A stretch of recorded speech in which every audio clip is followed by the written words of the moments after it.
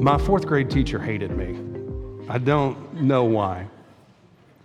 I was the kind of kid that most of the teachers generally liked, at least until high school. Precociousness stops being fun once they're teenagers. But most of the teachers liked me. My fourth grade teacher, Miss Russell, she did not like me. And she would do everything she could to come down hard on me about stuff. And the time that stands out, I don't remember a whole lot about fourth grade, but the time that stands out is I had a bouncy ball. And you remember what it's like as a kid to have a bouncy? I think they're cool now. I enjoy them now. But as a kid, like, this is a treasure. Like, you get a bouncy ball. And I had a bouncy ball. I don't know why. But I was at this our elementary school, and the classrooms all opened outside. There was a sidewalk right there. We didn't have interior hallways and things. It was just there. And the playground was there. And I was bouncing my bouncy ball on the sidewalk, having a great time. And teachers saw me doing it. Like, this is no problem. And I get down to the end by the nurse's station, and I broke a window. And I was devastated at my sin. And I was convinced, like, this is a paddling. I'm going to be expelled. Like, I don't know what's going to happen here. But Miss Russell came to me, and she's the one that got on to me. She said, "Why were you bouncing that bouncy ball on the sidewalk?" I'm like, "Where else am I supposed to bounce it? Like, it's a bouncy ball. I'm really sorry about the window, but where else am I supposed to bounce it?" She said, "You know that's against the rules." I'm like, "What are you talking about? I've been here 5 years, and I've never heard a rule against bouncing a bouncy ball on the side. It seems very specific, and I've never heard that. Plus, the other teachers were watching me, and they didn't say anything. Surely this was against the rules. They would have said something." And she said, "You know it's against the rules." And I got a week's worth of detention. And the thing that stands out, like, if she'd given me a week's worth of detention for breaking window, I would have said that is too light a sentence. But she didn't punish me for breaking the window. She punished me for breaking the rule that she made up at that moment. And that's what gets me. Punish me for my crimes. I will vote with you. But to just create this unfair rule just because you don't like me, I remember this a long time later. I'm 40 now. I don't know how old, probably 31 years I've been dwelling on this. 31. And I think for me, and maybe it's true for you, I can handle harshness much better than I can handle unfairness. Right? I can handle, like, if I actually did something wrong, maybe I don't want to be punished. Maybe I think you go too far with it. But if you punish me for something that I actually did, okay, I'm going to move on from that. But when you're unfair to me, like when you punish me for something I didn't do or that wasn't a problem, and this unfairness comes because you don't like me, I dwell on that, obviously, for the rest of my life. Like, this is a thing that comes up. Anybody else have trouble with unfairness on that? Like, seriously, if I did it, okay. But to be unfair is just something that I struggle to deal with. I struggle to handle that.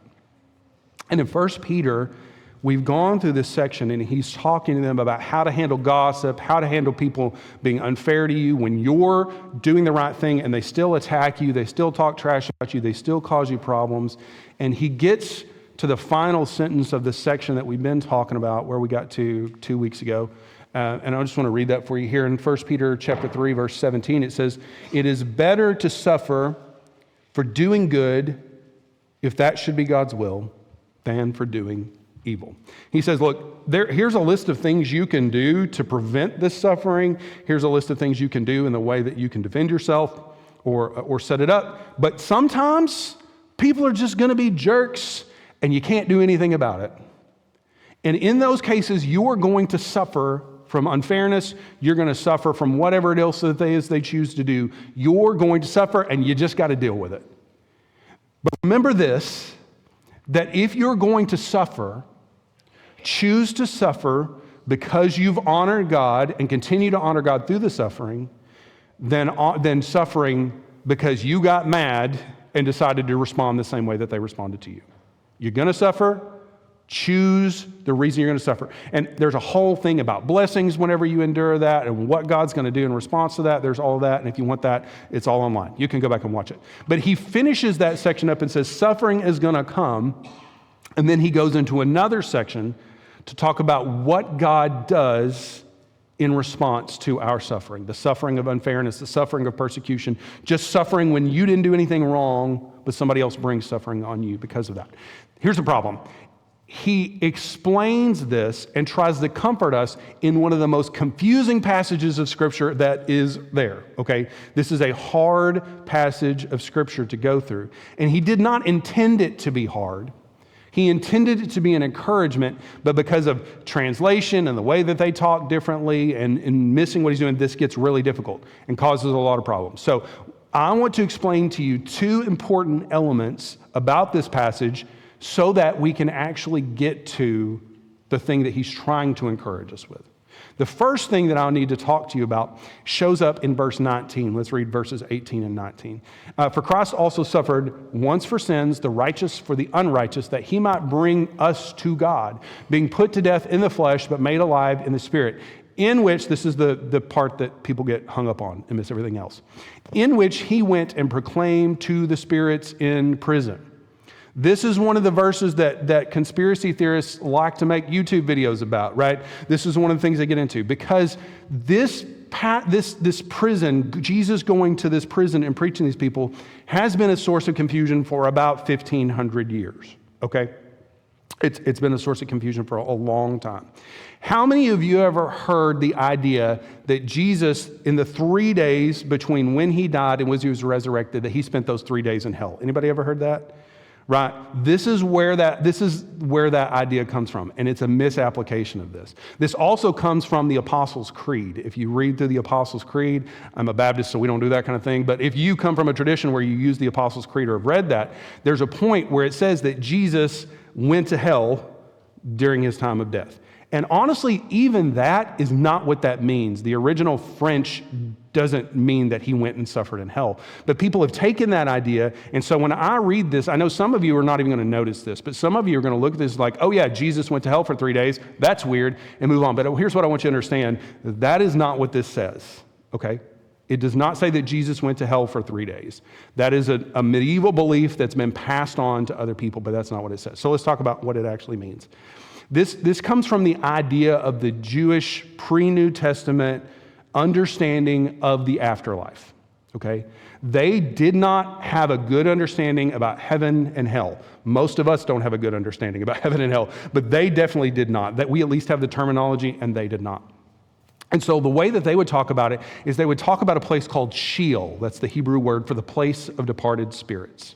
So when David says, and the King James translate this in one of the Psalms, that if I lay my head down in hell, there you are with me. And this is really confusing because people are like, why is David going to hell and why is God in hell? Like, what is this about? It's because it's not what it's talking about. It's talking about Sheol. And all they understood was that something happened after you died, and they referred to it as the place of departed spirits. Whenever Job talks about going to the afterlife, he doesn't have a good understanding of punishment or reward or any of those things. He just knows there's a place.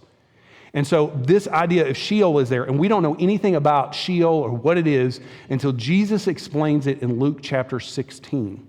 And if you want to read over there, you can. I'm just going to explain it because there's enough detail in this sermon today without doing that. But in Luke 16, Jesus tells the story of Lazarus and the rich man. And this is one of the few parables that Jesus tells that's a true story. Most of the stories that Jesus tells, he makes up for the occasion. But this one is true, and we know it's true because he uses the guy's name, which he doesn't use anybody else's name in any other parable. He uses Lazarus' name, but also because he gives specific elements of geography that are not related to a made-up story. None of the other parables do it this way, but he tells that specifically. So in Luke 16, he tells this story about Lazarus and a rich man. And Lazarus is poor, but he's a guy that honors God, and he goes to heaven. And you've got the rich man who's rich, but he doesn't honor God, and he goes to hell. But he doesn't call them heaven and hell. He describes it as Abraham's bosom, which is paradise, and then it's Hades, which was the Greek word for hell that was there. And the way that he talks about these places makes it really clear what it's like. There's a place where they go, that people go when they die, and on one side is reward, and on the other side is punishment. But that would be okay if we stopped there, but we get to Revelation and we find out that this place is just temporary. There is a permanent hell. There is a permanent reward, and it's not just heaven, it's a new heaven and a new earth. There's a permanent, but this place that Jesus talks about in Luke 16, the idea that the Jews refer to is a temporary place, right? So let's say you murder somebody, please don't, but if you do, you're going to be arrested and they're going to put you in a holding facility, right? They're going to put you in a holding facility. They don't just immediately send you to prison. They put you in a holding facility and you're there until final judgment is rendered. And when final judgment is rendered, then you go to prison. Okay?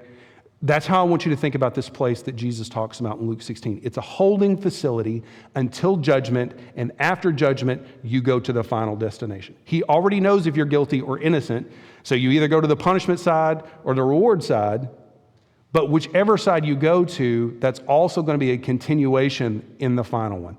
That's complicated. I get that. I've preached whole sermons about that, but I want you to understand that idea.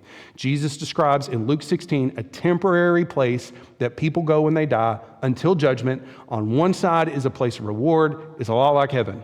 It's not heaven, like diet heaven. On the other side is a place that's basically hell, but is not the final hell. It's like the same kind of thing as jail versus prison. That's what that is. So when it says that he went and preached the spirits in prison, if you have this theology of hell that says that hell is just this final place, it's not this temporary idea that's laid out in Luke 16 and also in Revelation, you think, why did Jesus go to hell? Why is he down wherever that place is with all of that preaching to those people? But that's not what it is. He goes to the place of departed spirits. And that makes sense if you think about Jesus' conversation with the thief on the cross. What did he say to him? He said, today you will be with me in paradise. So Jesus didn't go to hell when he died.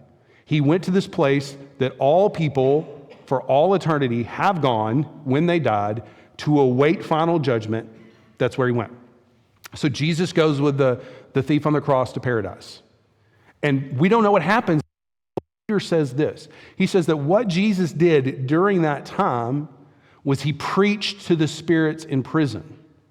Now, again, we got to be really careful about this because what some people have taken that to mean is that they've got a chance to be saved, that he went and preached to them and they got a chance to be saved. But the word proclaim that's used here is not preaching evangelistically. This is a declaration of what's happened. So what's going on here?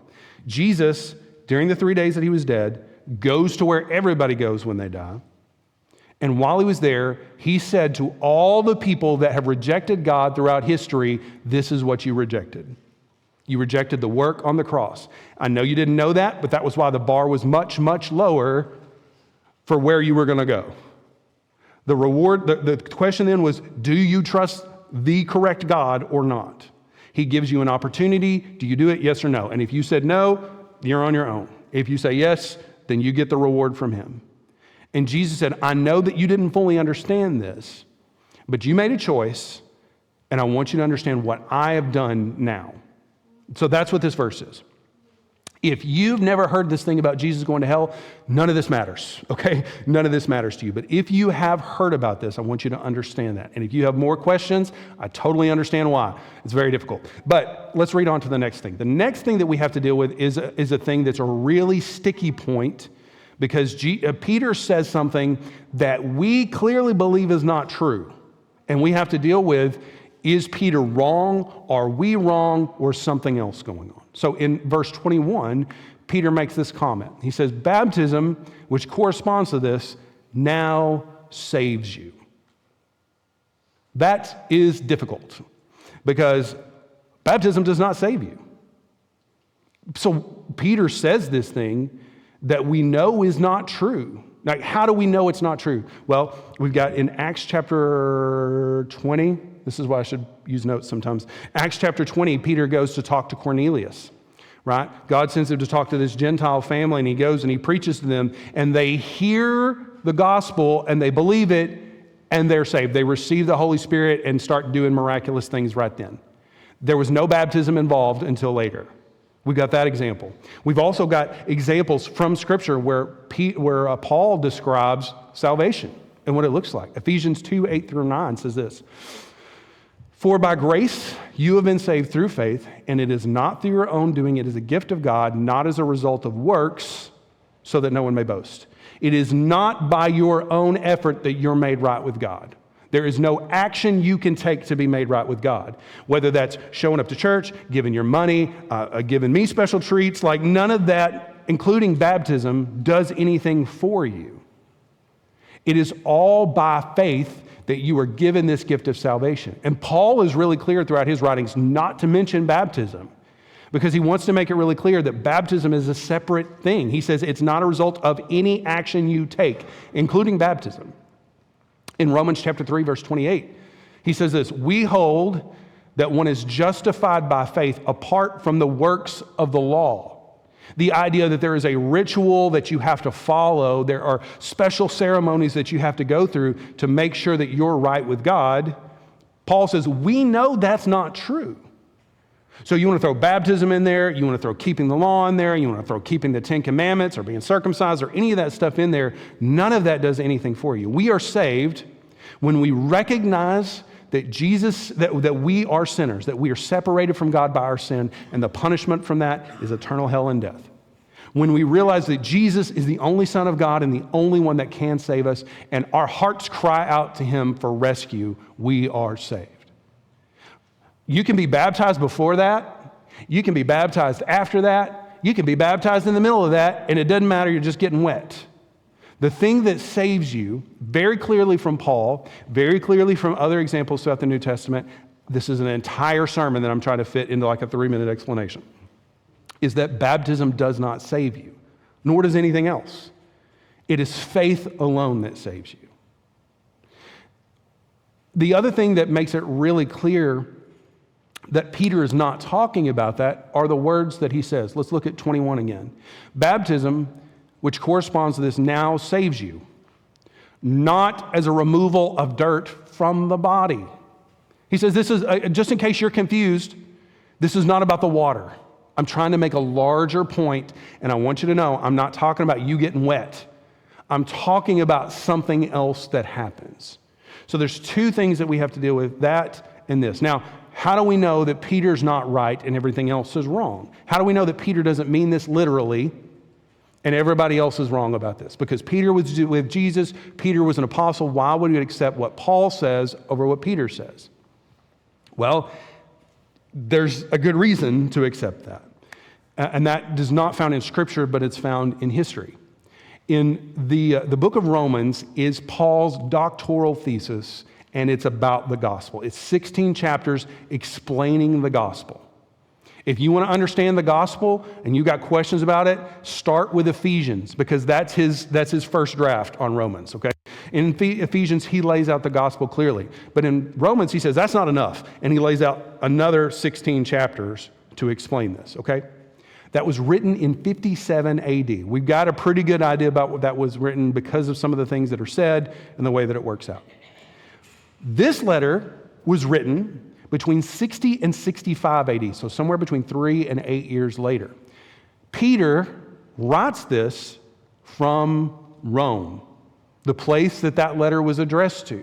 He's a part of the church at Rome at that point. They have this letter where Paul lays out the gospel in 16 chapters. Not only do they have this letter where he lays it all out, but guess who else is in Rome at the same time as Peter? Paul is in Rome. He's a part of the same church. He's under house arrest. You got to go to him to see him. But he's a part of the same church. And Paul tells us that people would come over as part of the church to come over to learn and interact and have that fellowship. They came over with him. So if Peter says, no, what I mean is literally that baptism is what saves you, baptism is a necessary component of salvation, he's going to make a bigger deal about it because he's working against a guy who is in the same church and who wrote 16 chapters that they preach out of every week. Because if we had a letter written to Solid Rock, what do you think I'd preach about every week? I'm going to be going through the letter to Solid Rock. Who cares about the Colossians? I want to know Solid Rock. And so if Peter was contradicting Paul, then he would have made a much bigger deal about it. Instead, he says in 2 Peter that Paul knows what he's talking about. That sometimes Paul says things that are difficult to understand, but they're valuable things from the gospel. So we know because Peter affirms what Paul says, that Peter is in the same place that the letter was received. He's read this letter. He's with the same guy that wrote it, that he knows all those things, and yet he still says, baptism which saves you. So what does that mean? It means that he's trying to do something else.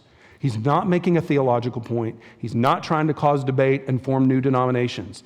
He's trying to make a larger point. And that's where we are. So now that we've laid that foundation that some of you really want and some of you really didn't want, now that we've got that foundation laid, let's read through and see what he says. And here's what you have to remember. What is he talking about? He's talking about people who are suffering and what God does in response to that. All right, let's read through the whole thing. Verse 18.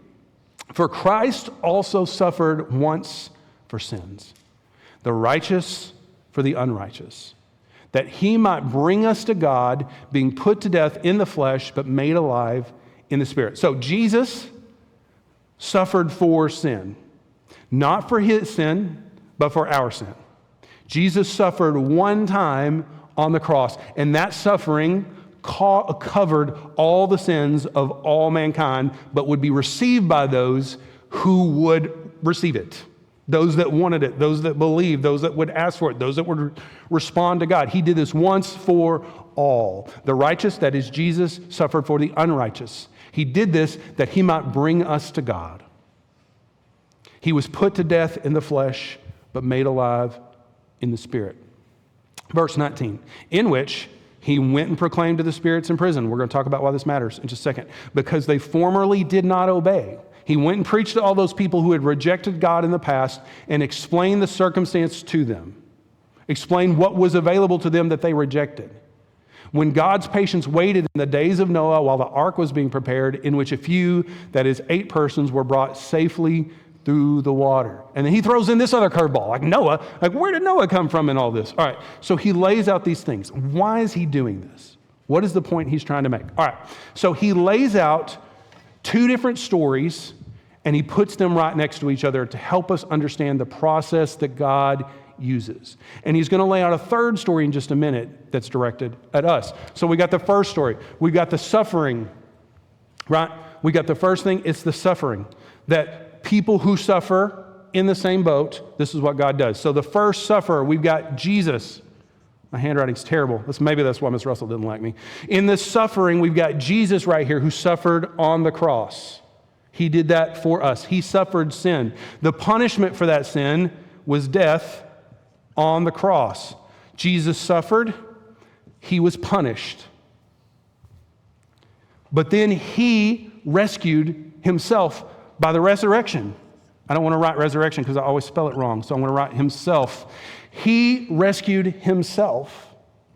And then what did he do? He provided vindication for himself to all those who had stood against him. All those who'd caused needless suffering. All those who had rejected him in that suffering. He provided vindication by that 3 days. I'm going to write 3 days because, again, that's terrible. I'm going to have to lay down here. I'll have Kim come write this or something because she's closer to the ground.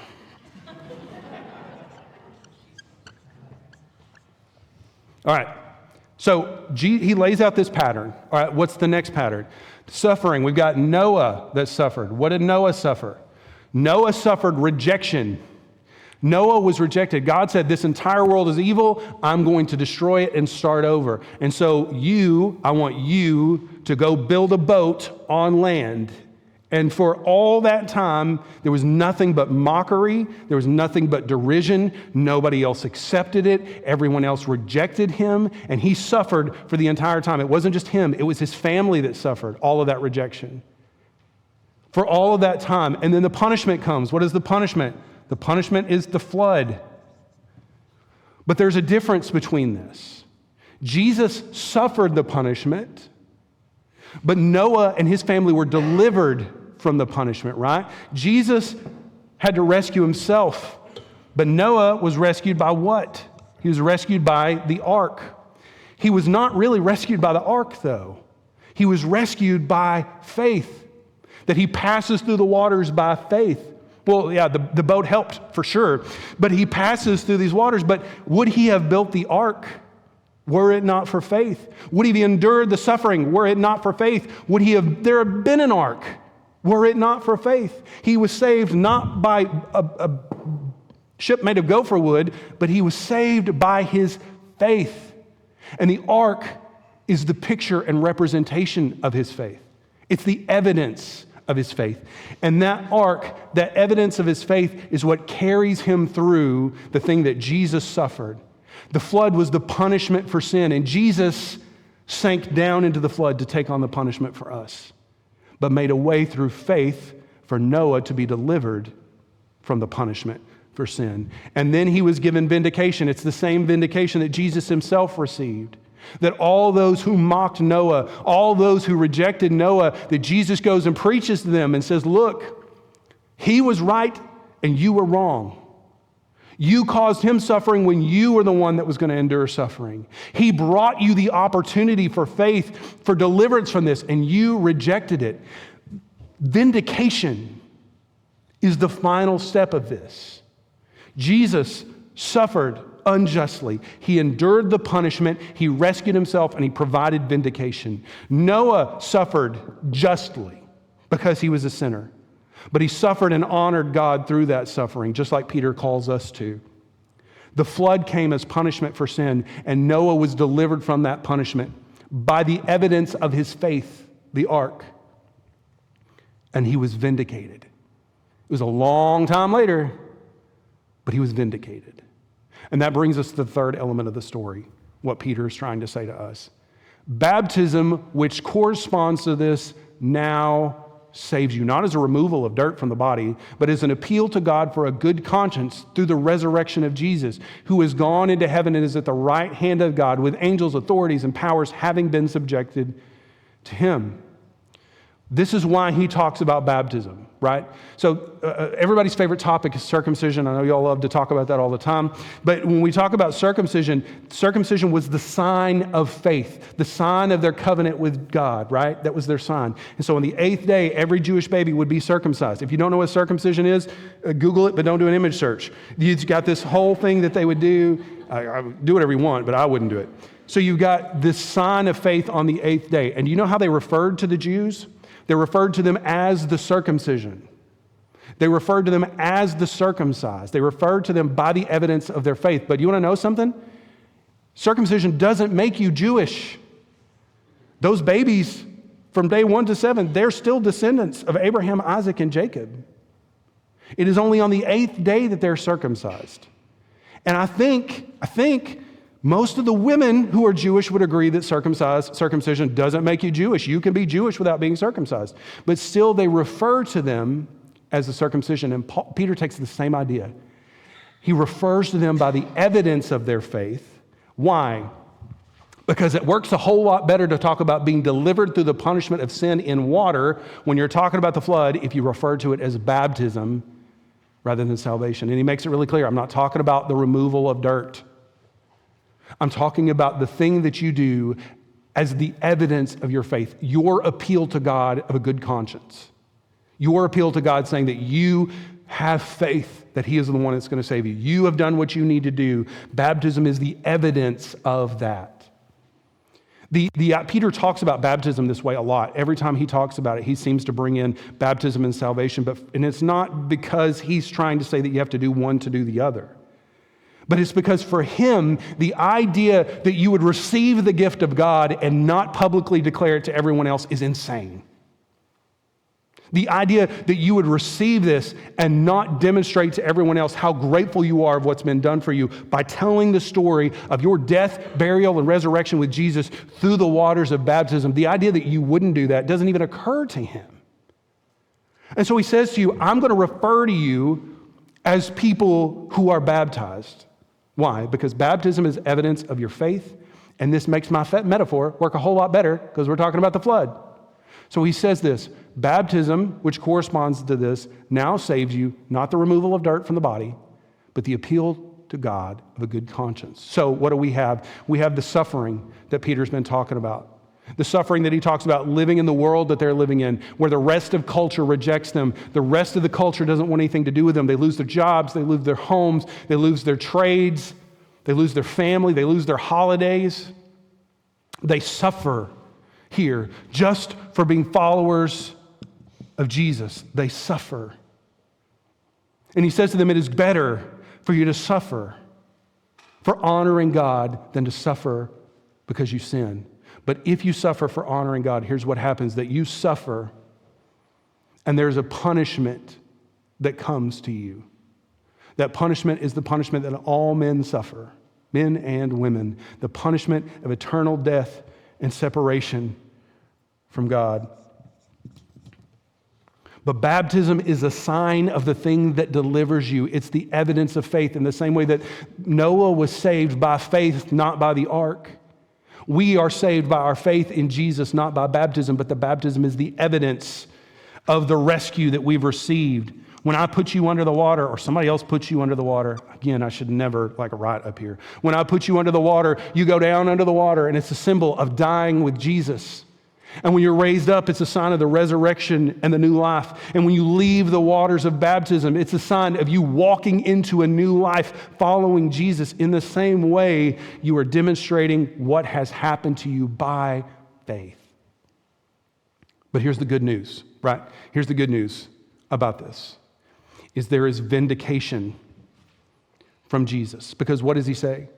That Jesus, verse 22, who has gone into heaven and is at the right hand of God, gone with angels, authorities, and powers having been subjected to him. That Jesus reigns over all things. He reigns over the angels. He reigns over the demons. He reigns over Satan. He reigns over those people that cause you suffering. He reigns over every authority that could cause you problems. For them, we're talking about the government. We're talking about guilds. We're talking about trade groups. We're talking about the local pagan priests that cause them problems. He reigns over all those things, and you will be vindicated.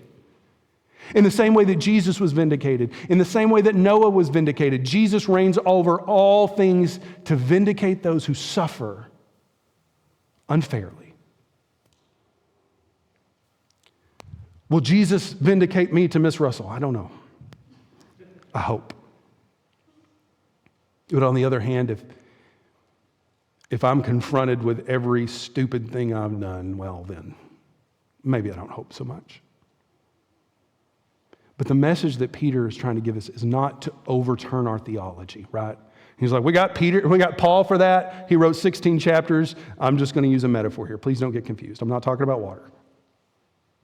But he wants to offer a message of comfort that you are not alone in your suffering. That it is the lot of followers of Jesus to suffer for righteousness. If Jesus suffered, how much more will we suffer? You are not alone in this. Noah suffered for honoring God. Jesus suffered for honoring the Father. And I'm sorry, but you will suffer for your faith as well. There is good news, though. He does not forget you in your suffering. Can you imagine what it was like for Noah to watch his vindication? Like, I've given up on it at that point. We're talking thousands of years. But the day comes when Jesus pulls Noah up beside him and speaks to those who caused his suffering, that rejected him, that made his life miserable, that made his wife mad at him because she was going through it, that made his kids mad at him because they were going through it, pulls Noah up and says, he was right and you were wrong. Vindication. The same vindication will be there for you. Is that a comfort for you? Does it make the suffering easier? I don't know. Some of you are not like me. Some of you the vindication doesn't help. It's just the suffering you remember. But whether the vindication helps you or not, God is going to make it right. And the suffering that you endure now will be a source of blessing to you both now and then.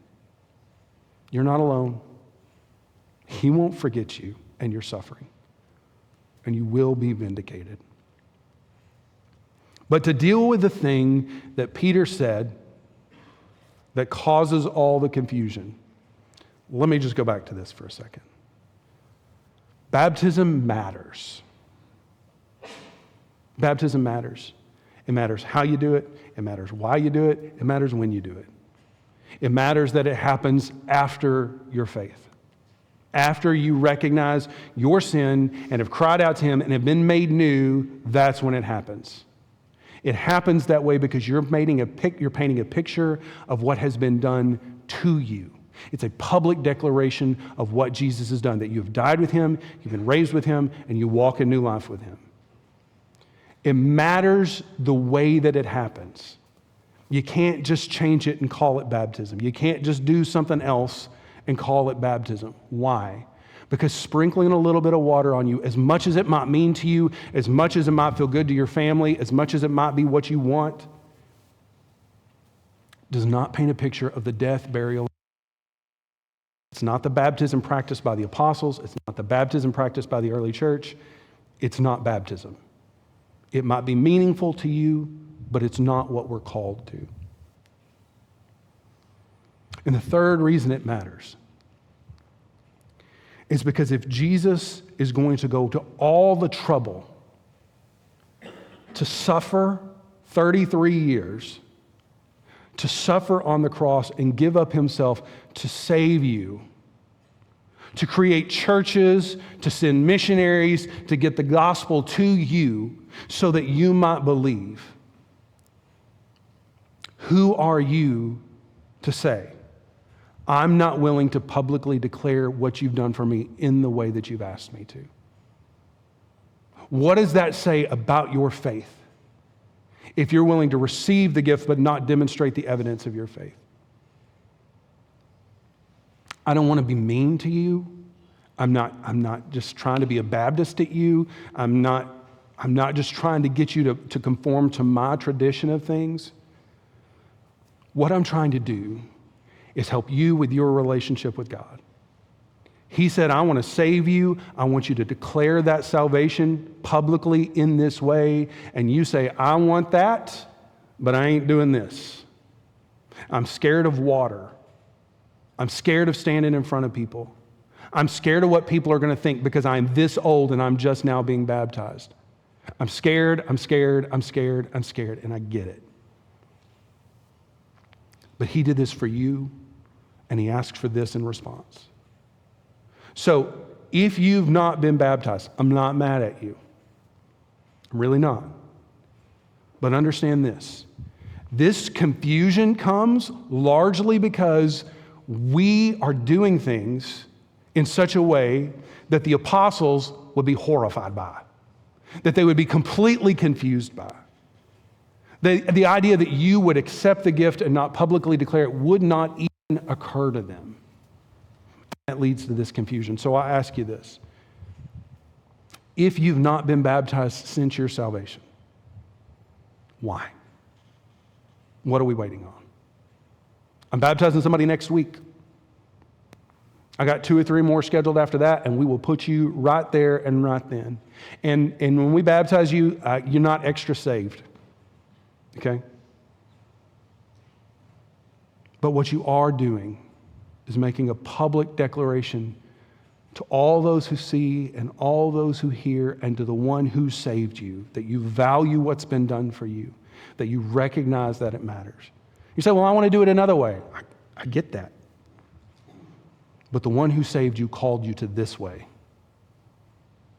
And the least we can do in response to that is obey Him in this. If you're suffering, we got a church for you. You don't have to suffer alone. But understand that sometimes the suffering doesn't just go away. It's unfair. It doesn't feel good. It hurts. But there is a reward. And there is vindication. And your faith will carry you through. And we'll do that with you. If you've not accepted the salvation that he offers, that's available to you right now. And there's not a form you have to fill out. There's not obedience steps that you have to take. It's just a recognition of who you are, who he is in response to that. I lay it out in a 3-step process, but you don't check the boxes. Once you understand this, your heart responds, okay? And if you've not done that, you need to have a conversation with God. Because there will come a time when he stands before you to vindicate things. And if you want to be vindicated, rather than having explained vindication to you, you need to make things right with him now. And if you've made that right, but you've not publicly declared that through baptism, I'm begging you to respond to him in faith. Because this is what he's called you to. If you don't do it, you're not going to lose anything. You still get to go to heaven. I don't know. We might have better seats than you. I don't know how it's going to work out. But you're not going to lose anything. But I'm not sure how your relationship with God works if you say to him, I want from you, but I'm unwilling to give back. And maybe that's the problem that you've been facing. Maybe that's the reason your prayers don't seem to go anywhere. Maybe that's the reason you seem to be struggling. Maybe. All of these choices rest on you today. How will you respond to the suffering? How will you respond to the vindication that he offers? How will you respond to the delay? How will you respond to the gift that he offers? All those choices are yours. So what will you do? Stand with me, please. Our Heavenly Father, we come before you, and I'm so grateful that you did not call us to suffering without suffering first, but rather you suffered and then make our suffering easier. You don't call us to go through the same suffering that you went through, but rather you rescue us from that suffering through faith. And I ask, Lord, that we would wait patiently on our vindication. That we would wait patiently, Lord, and trust you until that day comes. If there's someone here that's suffering, Lord, and they're angry with you because of that suffering, they're frustrated with you because of that suffering, I ask that they would see what it is that you're doing here today, that they would reach out to someone else for comfort, and that we would help them through that. If there's someone here today that doesn't know you, and I know there are people in the building, whether they're in the room or not, that don't know you, Lord, I ask that they would recognize their situation and what you're offering and accept it. And if there are those who've rejected your call to a public demonstration of their faith through baptism, I ask that they would understand what it is that you're asking for. They would understand what it means, and they would be willing to respond to you in faith and in love. It's in Jesus' name I pray these things, Lord. Amen.